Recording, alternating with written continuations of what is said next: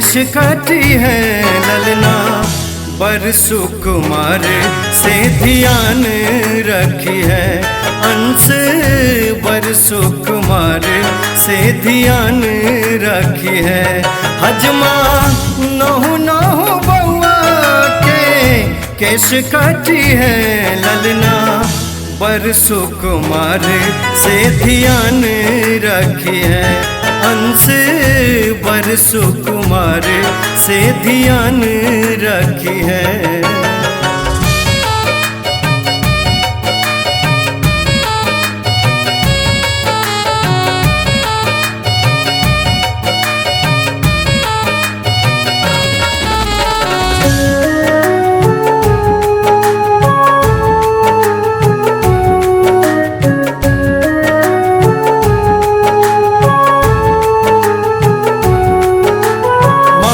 चांगल बउआ हमर नैनक अच्छी तारा। परम दुलारू ललना हमर कुल दीपक उजियारा।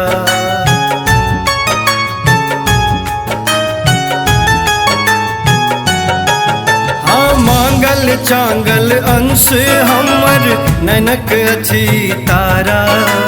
परम दुलारू अंश हमर कुल दीपक उजियारा। हजमा बउआ के आँखी हजमा अंश के आँखी नहीं नूरानी है ललना बरसु कुमार से ध्यान रखी है। ललना बरसु कुमार से ध्यान रखी है।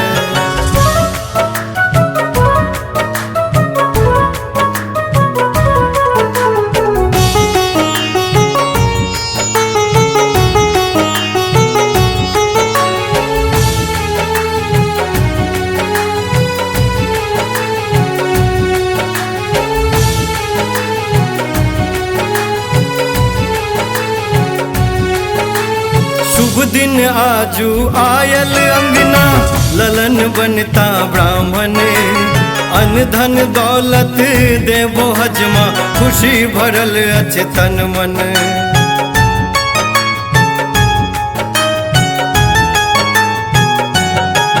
हाँ शुभ दिन आजू आयल अंगना ललन बनता ब्राह्मण।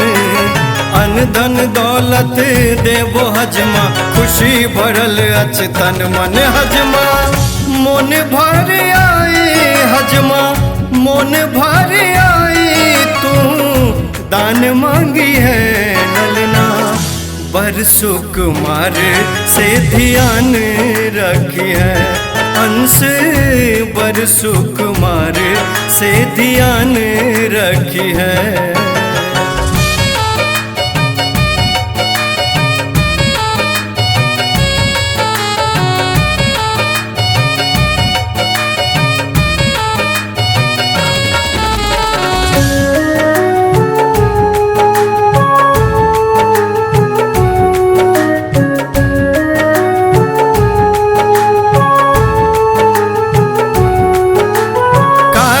कारी केश सोहनगर घुमरल लट घुमरौआ।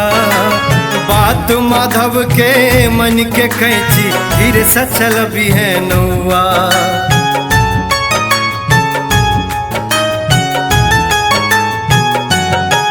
हाँ कारी कारी केश सोहनगर घुमरल लट घुमरौआ। बात के सबके मन के कैची धीरे सचल भी है नौआ। हजमा बउआ के जूनी हजमा अंश के जूनी तू हरान करी है ललना बरसु कुमार से ध्यान रखी है। अंश बरसु कुमार से ध्यान रखी है।